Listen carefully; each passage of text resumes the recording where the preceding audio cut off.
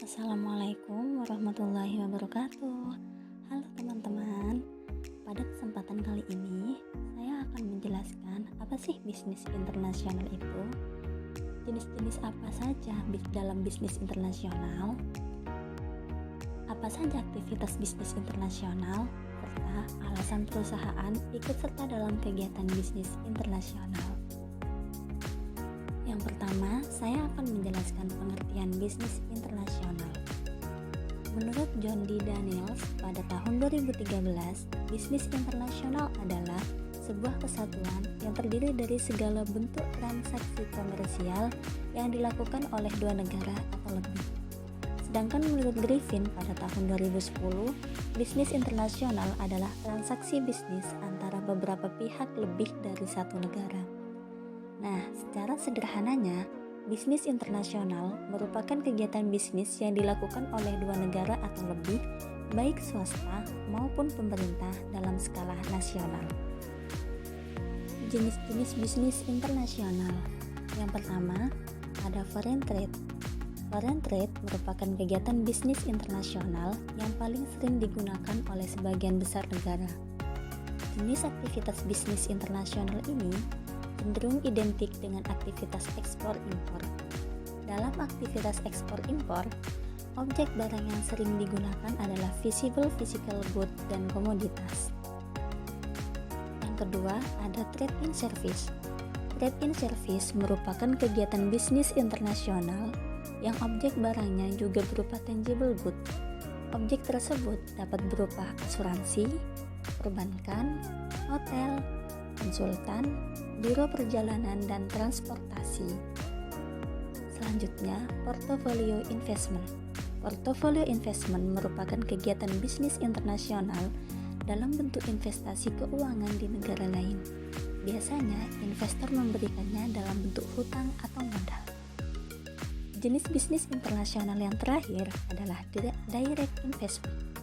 Direct investment merupakan kegiatan bisnis internasional yang dibedakan dari tingkat pengawasan suatu proyek antara perusahaan dengan investor.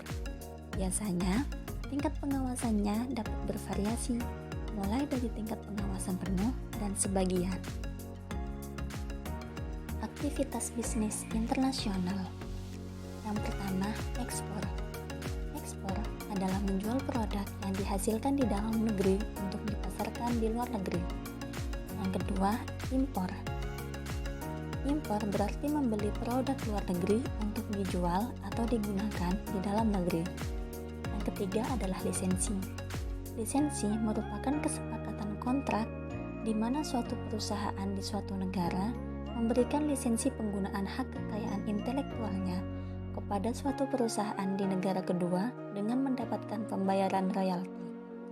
Yang keempat, waralaba.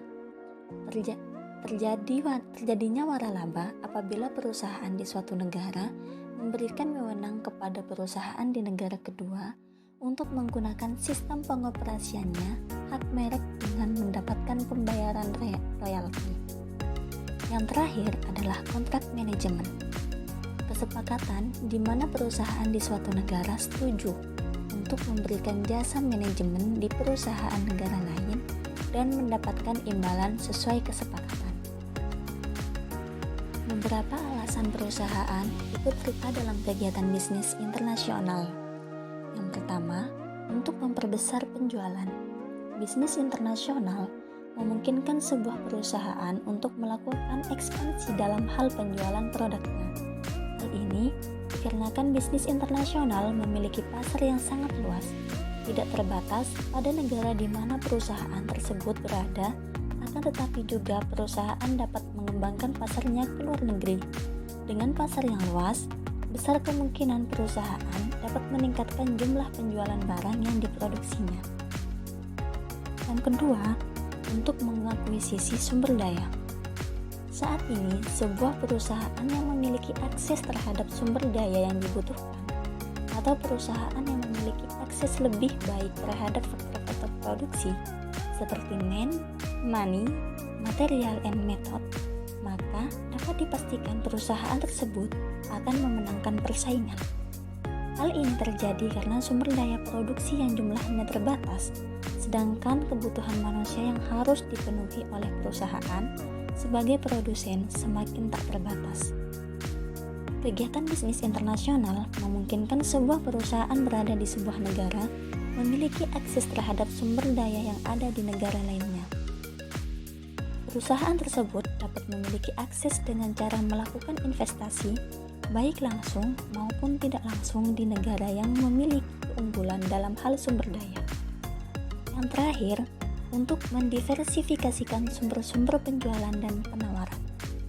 Bisnis internasional dapat membuat perusahaan menjadi lebih kreatif dan inovatif untuk menambah sumber penjualan dan penawaran yang dilakukannya.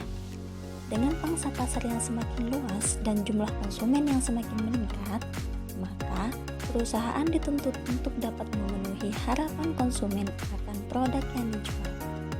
Karena keinginan konsumen yang tidak terbatas, maka perusahaan harus mampu berinovasi sesering mungkin dengan tujuan memenangkan persaingan dengan para pesaingnya. Mungkin hanya itu saja yang dapat saya jelaskan. Semoga bermanfaat dan sampai jumpa. Assalamualaikum warahmatullahi wabarakatuh.